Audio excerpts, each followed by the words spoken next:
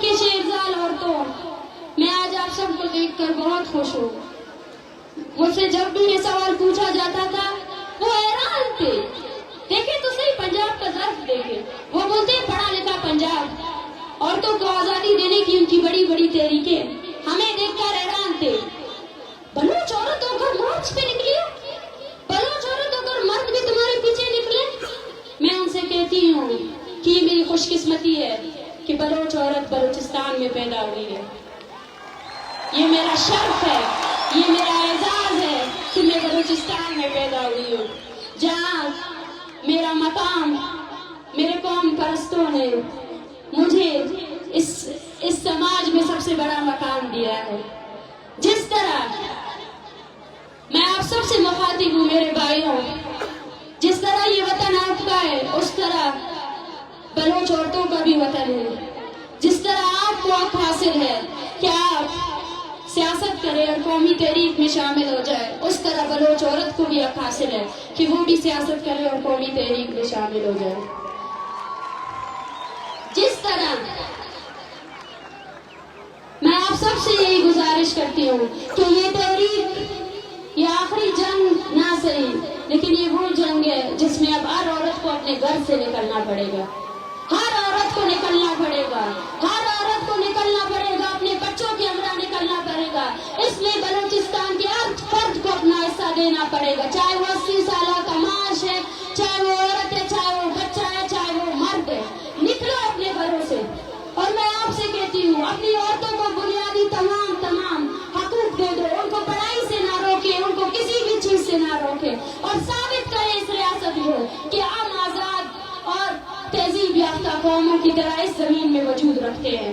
ہمارے یہاں عورت اور مرد دونوں برابر ہیں، دونوں ہی قوم کے حصے ہیں. اور اسی طرح بلوچ عورتوں کو بھی میرا یہی پیغام ہے. اگر آپ چاہتے ہیں کہ آپ کے ساتھ انصاف ہو تو اپنے گھروں سے نکلیں، اپنے بیٹوں کو بلوچ تحریک کے ساتھ جوڑیں، اپنے بیٹوں کو بہادری کے قصے سنائیں، انہیں بہادر بنائیں، انہیں نڈر بنائیں، انہیں خوفزدہ نہ بنائیں. یہ ہماری بقا کی جنگ ہے. اس بقا کی جنگ میں اگر کوئی بچے گا تو ہم سب بچیں گے، ورنہ کوئی بھی نہیں بچے گا، کوئی بھی نہیں بچے گا، کوئی بچ ہی نہیں سکتا ہے اس جنگ میں. میں اپنے قوم کے استاد، دانشور، ٹیچر، صحافی، ان سب سے مخاطب ہوں کہ کوئی ہمیں باہر سے آ کر نہیں پڑھانے والا. میں ہم ٹیچر سے مخاطب ہوں کہ جائے بلوچستان کے اسکولوں کو فعال کریں، جائے ہمارے بلوچ بچوں کو پڑھائیں. میں ہم ڈاکٹر سے مخاطب ہوں جو شاید اپنی زندگی کو بیرون ملک کہیں سیٹل لائف دیکھنا چاہتے ہیں.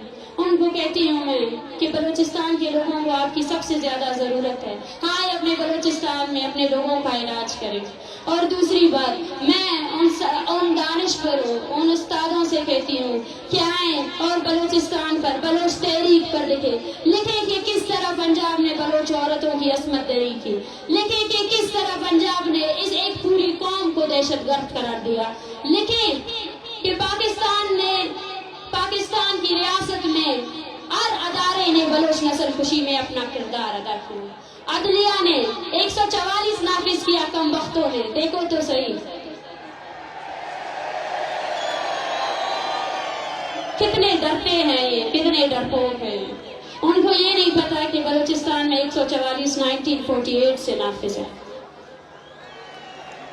تھریٹ الرٹ تو جاری کرنا تھا نا، تھریٹ تو ہے نا. آپ سب سے تھریٹ ہے، آپ سب سے. آپ کو مفلوج کرنے کے لیے، آپ کو غلام کرنے کے لیے ریاست نے اپنی ہر مشینری کا استعمال کیا. لیکن آج وہ خوفزدہ ہے. خوفزدہ اس لیے ہے کہ آپ سب لوگ پھر سے اٹھ کھڑے ہوئے ہو. آپ سب لوگ وہ بنیادی سوال کر رہے ہو جو نوروز خان نے کیا تھا، جو بالا اجمری نے کیا تھا، جو بانو کریمہ نے کیا تھا. سوال وہی ہے، ریپیٹ ہوتے جا رہے ہیں، ریپیٹ ہوتے جا رہے ہیں. ہم نے اپنا کام کر لیا ہے. ہم نے اپنے آنے والی نسل کو، ہم نے جس طرح بلوچستان کے چپے چپے سے عورتیں نکلی، بچے نکلے، میں ریاست کو بولتی ہوں کہ تم ہار چکے ہو. اگر اس کے بعد تم اس تحریک سے جڑے ہوئے ہر شخص کو مار بھی دو تو مجھے یقین ہے یہ تحریک اس سے زیادہ توانا کرے گی، یہ تحریک اس سے زیادہ آگے بڑھے گی. تم جتنے مارو گے ہم اتنے نکلیں گے.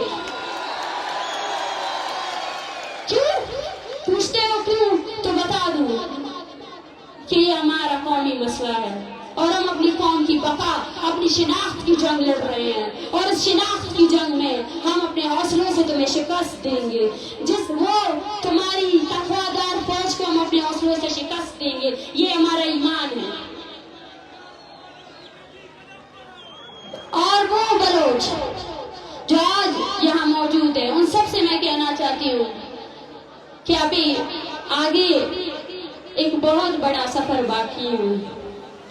वो सफर जो हमारी कौमी शिनाख्त के बचने का सफर है।